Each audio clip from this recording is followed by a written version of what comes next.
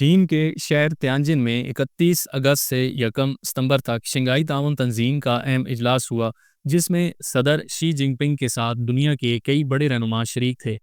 इस इजलास के बाद आलमी मीडिया पर यह तासुर उभरा कि भारत ने चीन के साथ अपने ताल्लुकात बेहतर बनाते हुए अमलन बीजिंग के कैंप में शमूलियत अख्तियार कर ली है। यहाँ तक कि ये भी कहा जाने लगा कि रूस, चीन और भारत पर मुश्तमिल पुराना ग्रुप यानी RIC दोबारा फाल हो सकता है। लेकिन दिलचस्प बात यह है कि भारतीय तज्ज़ियाकार प्रवीण स्वाने ने इस पर बिल्कुल मुख्तलिफ मौक़िफ़ पेश किया है। उनके मुताबिक भारत ने चीन के साथ ताल्लुकात को मुकम्मल तौर पर नॉर्मल करने और ख़ित्ते में स्टेबिलिटी लाने से साफ इनकार कर दिया है। भारतीय वज़ीर-ए-आज़म नरेंद्र मोदी और चीनी सदर की मुलाकात थी, वो नाकाम रही है। हालांकि चीन और रूस की ख्वाहिश थी कि भारत इस न्यू वर्ल्ड आर्डर का हिस्सा बने जो वो मिलकर तश्कील देना चाहते हैं। ये नया वर्ल्ड आर्डर अमेरिका और यूरोप के निज़ाम के मुकाबले में इंसाफ पर मबनी तिजारत, तवाज़ुन और तरक्की पर खड़ा किया जा रहा है, और चीन और रूस के नज़दीक भारत का इसमें शामिल होना बहुत ज़रूरी है। इस न्यू वर्ल्ड आर्डर पर एक अलग से वीडियो मैंने कल बनाई थी, उसका लिंक भी आपको डिस्क्रिप्शन में मिल जाएगा। भारतीय तज्ज़ियाकार प्रवीण स्वाने ने कहा है कि जब सदर शी जिनपिंग और वज़ीर-ए-आज़म नरेंद्र मोदी की मुलाकात हुई तो उसके बाद भारतीय वज़ारत ख़ारजा ने एक नहायत अहम एलामिया जारी किया। इस एलामिये में एक लाइन बहुत अहम है जो सारी कहानी वाज़ह कर देती है। इस लाइन को बहुत से तज्ज़ियाकार मिस कर रहे हैं। वो लाइन ये है: multipolar world and multipolar Asia befit the trends of the 21st century. इसका उर्दू तर्जमा या मफहूम ये बनता है कि 21वीं सदी के तकाज़े यही हैं कि दुनिया और एशिया का निज़ाम मल्टीपोलर हो। व्यूअर्स, मल्टीपोलर का मतलब ये है कि दुनिया के मामलात पर सिर्फ एक ताकतवर मुल्क की इदारादारी ना हो, बल्कि एक से ज़्यादा ताकतवर मुल्क हों जो दुनिया का निज़ाम मिलकर चलाएं। इससे पहले जो वर्ल्ड आर्डर कायम है वो यूनिपोलर है, जिसमें सिर्फ एक मुल्क यानी अमेरिका इंतहाई ताकतवर हैसियत रखता है और पूरी दुनिया पर अपनी बालादस्ती कायम किए हुए है। ये जो न्यू वर्ल्ड आर्डर चीन ने पेश किया है, इसके मुताबिक दुनिया में सिर्फ अमरीकी इजारादारी नहीं होगी, बल्कि चीन, रूस और अमेरिका, तीन बड़ी ताकतें मिलकर इस दुनिया के निज़ाम को चलाएंगी।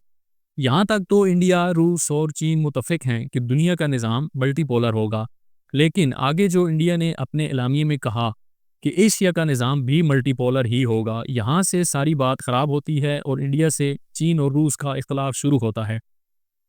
एशिया का निज़ाम भी मल्टीपोलर होने का मतलब ये है कि एशिया में सिर्फ चीन की बालादस्ती नहीं होगी, बल्कि इंडिया भी उसके साथ एशिया में बराबर का असर रसूख रखने वाला मुल्क बनेगा।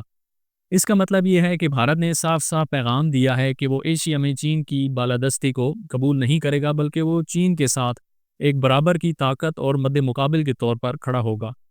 यूँ देखा जाए तो जहाँ चीन और रूस चाहते हैं कि भारत उनके साथ मिलकर एक न्यू वर्ल्ड आर्डर तश्कील दे, वहीं भारत ये इंदिया दे रहा है कि वो शरीक तो ज़रूर होगा, लेकिन चीन की क़यादत के नीचे नहीं, बल्कि एक बराबर के शराकतदार के तौर पर।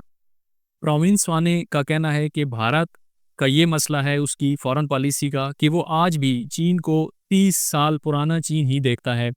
लेकिन हकीकत ये है कि अब चीन माशी और फौजी दोनों मैदानों में दुनिया की एक बड़ी ताकत बन चुका है और भारत से बहुत आगे निकल चुका है।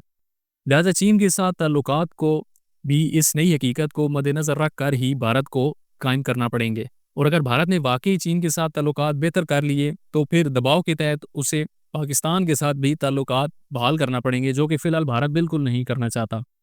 व्यूअर्स, इसका सीधा मतलब ये है कि मुस्तकबिल में एशिया में चीन और भारत की कशमकश जारी रहेगी, और इस मुकाबले में पाकिस्तान एक फ्रंट लाइन इत्तेहादी के तौर पर चीन के साथ खड़ा होगा।